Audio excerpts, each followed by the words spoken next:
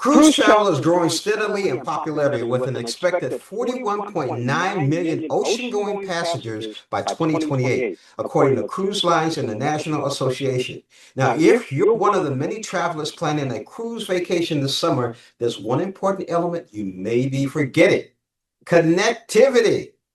Here today, I have Pramod Arora, President and CEO of Wireless Maritime Services. Pramod, I hope I pronounced that correctly.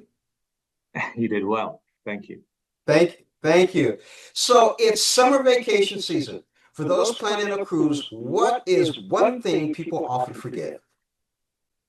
It's connectivity, how to stay connected when you're traveling on cruise ships and all the islands that you're visiting, how to make sure that you have seamless, predictable connectivity. That's one thing that people often get confused about or forget to plan ahead. So that would be the first thing I would say that people should think about before they get on a ship. Now, Pramod, give us your top 3 tips to ensure we stay connected during a cruise. Yeah. So the first one, as I said, would be planning ahead. Don't wait until the last minute, the week or day of the cruise to think about it. Number 2, figure out your connectivity needs and find the right solution. We have a great website, cellular@sea.com. Within 5 minutes, you can find out what the right solution for you might be, because you might have different needs than other people in your family, and it's good to find the right solution. And then the last one, when you're on the ship, even if you're using cruise ship Wi-Fi, make sure your phone is not on airplane mode. That's a popular misconception, that you have to be on airplane mode to use Wi-Fi. That's not accurate. So keep it off. And when you want to use cellular, make sure that your Wi-Fi is off as well. And then you can toggle back and forth if you need to. So those would be the three things that I would think people should remember. 3 things I definitely need to remember. Why is the amount of data usage the most important factor to consider?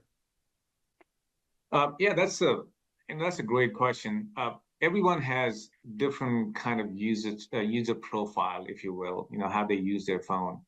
I'll use my family as an example. When we travel, when we cruise, my needs are emails, calls, texting, browsing, maybe some apps for banking and transactions. So for me, a cellular day pass from my carrier, AT&T, is a great option.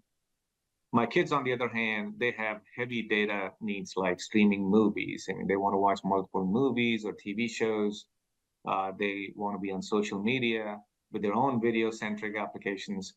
And for them, it might be better for them to be on a cruise ship Wi-Fi package. So figuring out what your needs are, what your family's needs are, and having the right product, that's one less thing you have to worry about, and you can truly enjoy your vacation and create some memories.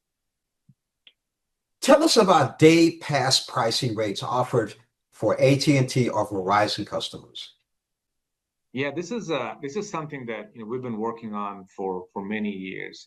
I'm sure you recall that people used to think that cellular roaming on cruise ships gets to be pretty expensive. So that's one thing we've been working on diligently to make sure that people have affordable, predictable, and seamless access to cellular products when they're cruising. So we're really proud of 2 partnerships with AT&T and Verizon to launch these 2 cruise day passes that we have done in the last couple of years. So I'll start with AT&T. If you're an AT&T subscriber today, you can have a international day pass for $12, and you can use your phone anywhere in the world. For $8 more, you can now take that connectivity on a cruise ship, so $20 total. Verizon is similar. For $20 more than what you pay today, you can take your connectivity and use your phone as you do at home or office. So, you know exactly what your bill is going to be, and it's affordable, far more than it ever used to be. So I think it's a great time to be using cellular connectivity when you're cruising, especially if you're AT&T and Verizon consumers. Last but not least, where can our viewers go for more information? Yeah, so you can always go to your carrier's website. That's always an option. But we make it easy for potential cruisers by having a website that's tailored for those that are trying to make a decision. It's called cellular@sea.com. And within 2 to 3 minutes, you can find out exactly what your right solution might be. And that's one less thing you have to worry about when you're on the ship. I've been speaking with Pramod Arora. I'm not saying it right this time. President and CEO of Wireless Maritime Services. You know what's interesting to me, Pramod, is the whole time we're talking, you talk about cruise ship Wi-Fi. I was just trying to imagine the infrastructure to make all this happen. It's got to be amazing. Yeah, no, it's it's the technological advances that are so impressive, and we don't typically think about that.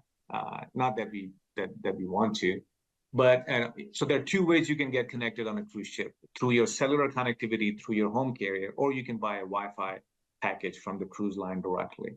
So WMS is in the business of providing cellular connectivity. So we actually set up our network. So there's actually a cell site, a cell tower, if you will, on every cruise ship, and then we cable the entire ship to propagate that signal.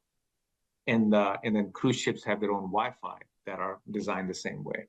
And because there's no fiber or copper in the ocean, all that traffic is then backhauled through satellite back to shore, and then connects to other carriers or the internet. And so that's what we do. And, it has come a long way in the 13 years that I've been in this business. And I can tell you that the cellular connectivity today is far better, far more affordable and predictable than it ever used to be. So we're really, really excited about offering these products to potential cruisers.